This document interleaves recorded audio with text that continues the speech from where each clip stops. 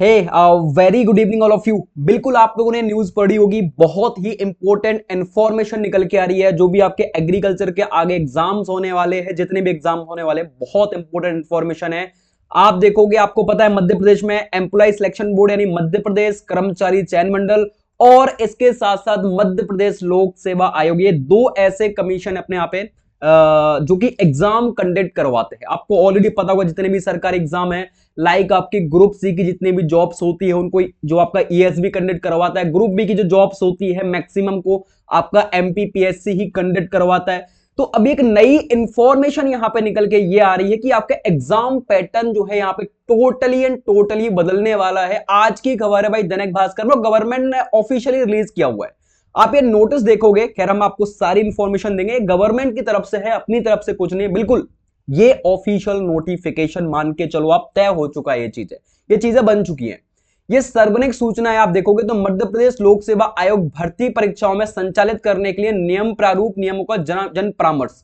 ये जो है जन परामर्श मतलब हम आपसे चर्चाएं चल रही हैं, बोला हुआ भाई आप लोग सभी लोग यहाँ पे सुझाव दो, अपने अपने जो भी आप लोग बदलाव चाहते हो।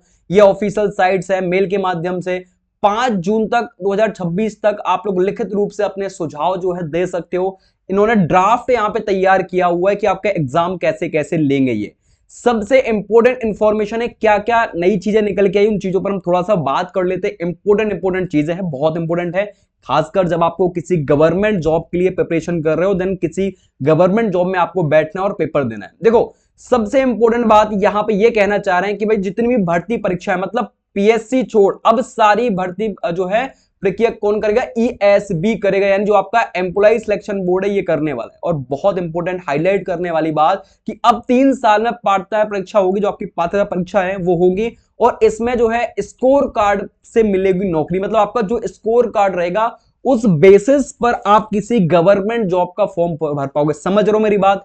अगर आप मान के चलो कि आपका एक एग्जाम होगा, ठीक है, बिल्कुल इजीली भाषा में समझाता हूं, आपका एग्जाम होगा, उस एग्जाम्स को आपको क्वालिफाई करना पड़ेगा। देन फिर जितने भी आपके गवर्नमेंट जॉब के एग्जाम्स होंगे, लाइक जितने भी गवर्नमेंट टीचर के लिए, फूड सेफ्टी ऑफिसर, विभिन्न एग्रीकल्चर की जॉब्स के लिए, अलग स्वास्थ्य जो हॉस्पिटल की जॉब्स होती है, जिन भी जॉब्स के लिए आप जाना चाह रहे हो, फिर इन जॉब्स के लिए आप एलिजिबल हो, आपको सीधा सीधा इन जॉब्स के फॉर्म भरने पड़ेंगे, ना कि आप यहां पे एलिजिबल हो जाओगे पात्रता परीक्षा के लिए।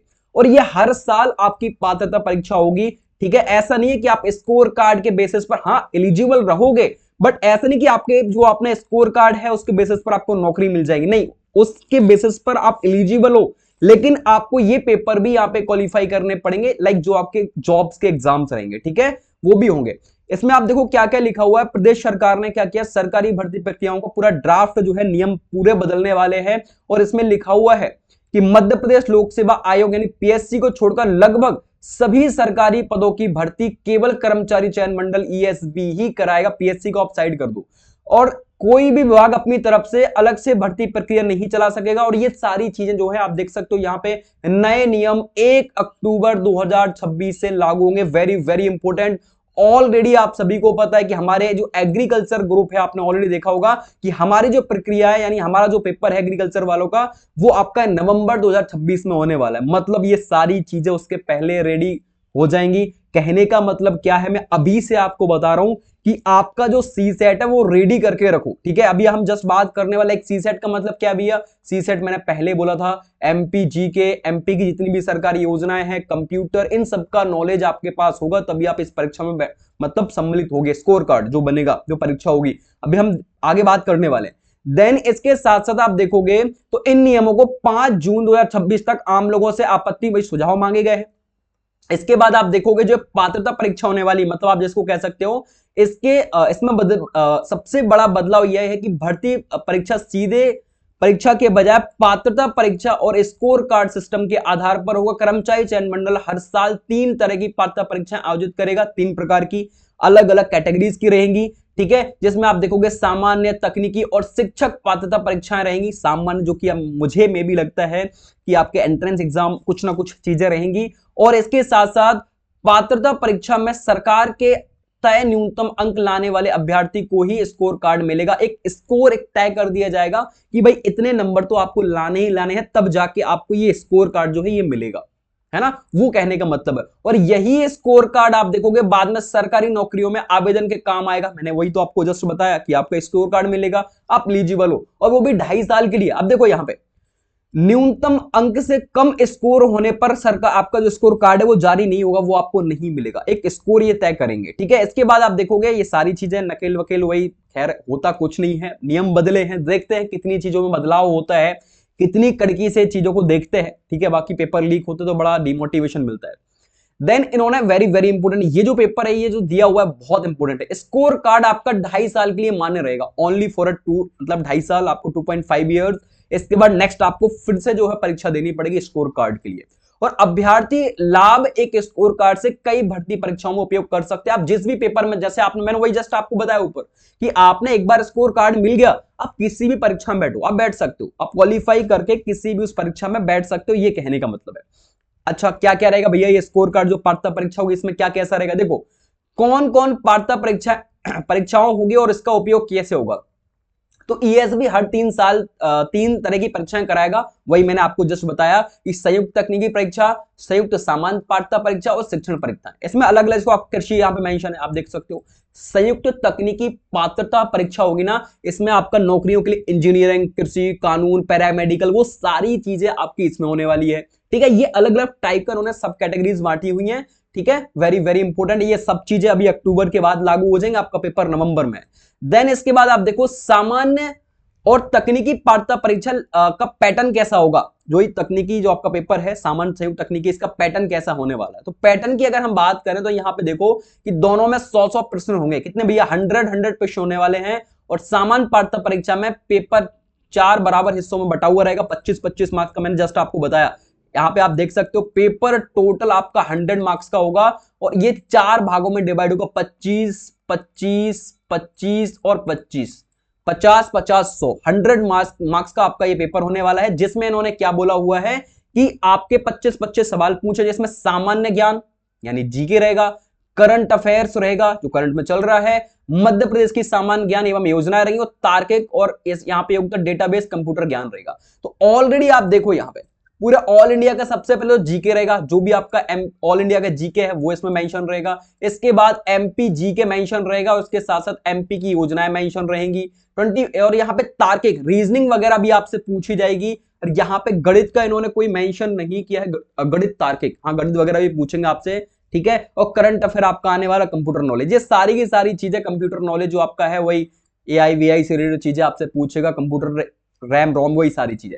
तो टोटल आपका 100 नंबर की पात्रता परीक्षा होने वाली, वेरी वेरी इंपोर्टेंट, ठीक है। देन इसके बाद आप देखोगे तकनीकी पात्रता परीक्षा 25 प्रश्न सामान्य और 75 प्रश्न आपके विशेष विषयों से आएंगे।